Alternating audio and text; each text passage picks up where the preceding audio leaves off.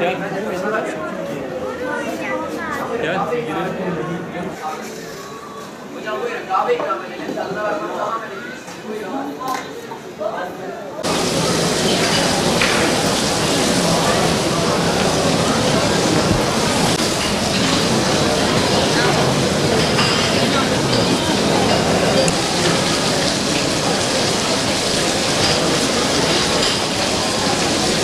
Sayın Başbakanım inşallah Allah nasip ederse yarına geliyor. Biz çok güzel şeyler ondan bekliyoruz.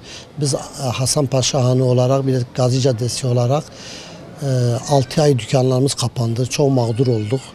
Allah nasip ederse inşallah gelir gelmez bu güzel bu paketlerden bakalım bize ne sunacak. Bu vergiler hakkında, SSK hakkında, SSK'larımızdan dolayı, vergilerimizden dolayı bize bir iyileştirme yapsın. Ondan sonra bize bir ödeme yapabilse çok iyi olur. Zaten bizi görüyorsunuz, hiç durumumuz iyi değil. Şeyler yok, turist yok, insanlar yok, yerli yok, yerli halk da gelmiyor. Ondan dolayı çok şeyler bekliyoruz. Bakalım yani ne getirecek, neyle karşılaşacağız bakacağız. Sağ olsun Başbakanımızdan Vakıflar Bölge Müdürlüğü'ne bize bir yılda bizden kira almadı. Hasanpaşa Hanı olarak tabii kira almadı. Çok teşekkür ediyoruz ondan. Bize götürü olan vergisi olanlara da 3.000 lira para ödedi. Ama gerçek usul olanlara para ödemediler. Onu da ödeseler çok iyi olur.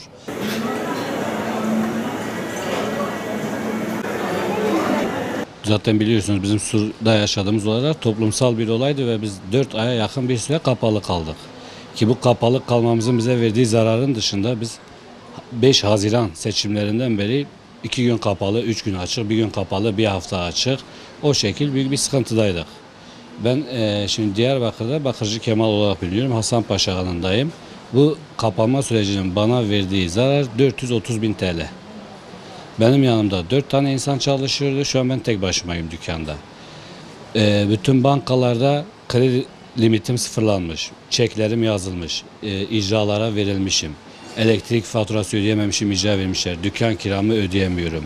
Bize ne yaptılar? Bize sadece 1 senelik kira alınmıyor. Yani zaten eğer o kira da alınmış olsaydı şu an biz burada yoktuk. Çünkü şu an bizim ne bir yabancı müşterimiz var, ne bir tur geliyor. Piyasalar allak bullak. Biz devletten, yani devlet büyükleri çıktı, çeşitli vaatler verdiği süre esnafı kalkınacak, süre esnafına gereken her şey yapılacak. Bir kuruş para hiçbir yerden almamışız. Üstüne üstlük dediğim gibi bankalar, özel banka olsun, devlet bankaları olsun, borçlarımızı yapılandırmıyor, bize kolaylık sağlamadı, hepsi bizi icralara vermiş. Abime söyleyeyim, yani çok zor durumdayız ve verilen hiçbir sözün de tutulduğuna inanmıyorum. Çıkma açıklama yapıyorlar. İşte esnafın vergi borcu alınmayacak. Şimdi benden vergi alabilmen için benim bu ürünü satmam lazım. Yani satmadığım ürünün vergisini nasıl vereyim ki zaten? Ben 4 ay dükkanım kapalı olmuş. Bana vergi çıkmayacak ki vergi borcu almayasın benden. Yani ne bir maddi destek verildi, ne bir kredi verildi. Çok mağdur bir durumdayız. Vergide basit usule kayıtlı esnaflar. Yani şöyle söyleyeyim, senede bir sefer 400 TL, 500 TL gibi bir kredi, vergi ödeyen esnaflara. Bizim ödediğimiz vergi, biz aylık vergi ödüyoruz. KDV ayrı ödüyoruz, stopaj ayrı ödüyoruz. Biz gerçek usule kayıtlı esnafız. Yani çok mağdur bir durumdayız. Hiç kimse bize ne verdiği sözü tuttu, ne gereken desteği vermedi. Ya neler bekliyoruz? Şimdi şu şekilde söyleyeyim. Zaten devletin başında olanlar ortada. Yani devlet hani yapmadı etmedi diyoruz ama devlet zaten bir gün yüzü görmedi. Yani o günden bugüne ülkenin her tarafında darbesinden tut neredeyse iç savaşa kadar gidiyor ülke. Tamam bizim derdimiz ekonomik ama öncelik olarak insanlar ölmesin. Biz ekonomi olarak düşeriz, kalkarız. Bunlar önemli şeyler değil. Ne de devlet eğer bir rahat ettiği zaman bizi de rahat ettirsin. Şimdi ben kendi şahsım adına söyleyeyim. Ben bu olaylardan dolayı adıma bir ev vardı, evi sattım. Arabam vardı, arabamı sattım. Ve halen borç içindeyim. Yani biz ilk öncelikle sicil affı istiyoruz. Devletin bize uzun vadeli, hibe olarak istemiyorum. Yani ben mesela dilenci değilim, hibe istemiyorum. Bana uzun vadeli, ödeyebileceğim cüzi bir miktarda bir kredi desteği isterim.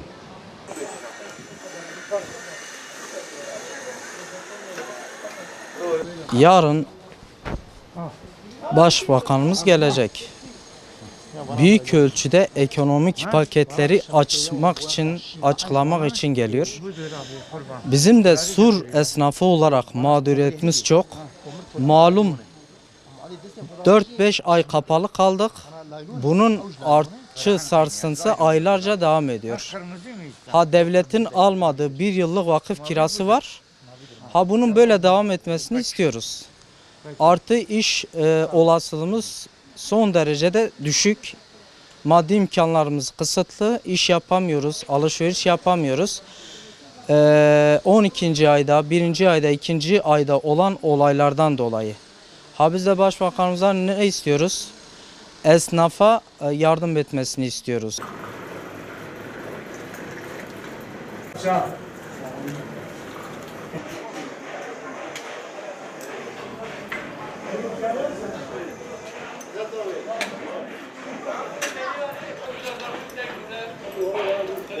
Sayın Başbakan Suriye mağdur etmemek şartıyla bize bir söz verdiler.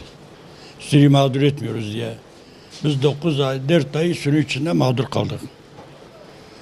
Ben bir İFA Bıçak Ocağı olarak yani idare ediyorum. Bana vergim neredeyse 3 milyar bana bir yardım yaptılar. Allah razı olsun ondan.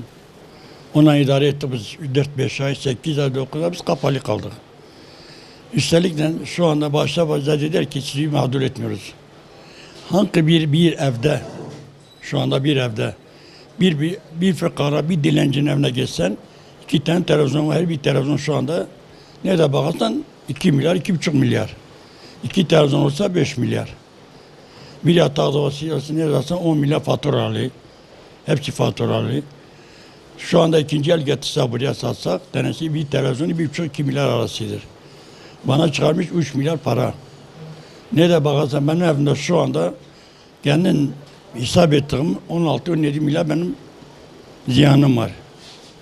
Bak ama hepsinin fotoğrafını çekmişim ben de.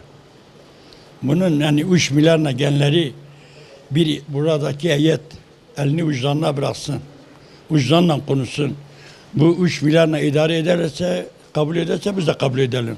Sayın Cumhurbaşkanıma buna bildiriyorum. Bunun bir an evvel bunun düzeltmesini fakiri haline bir anlansınlar.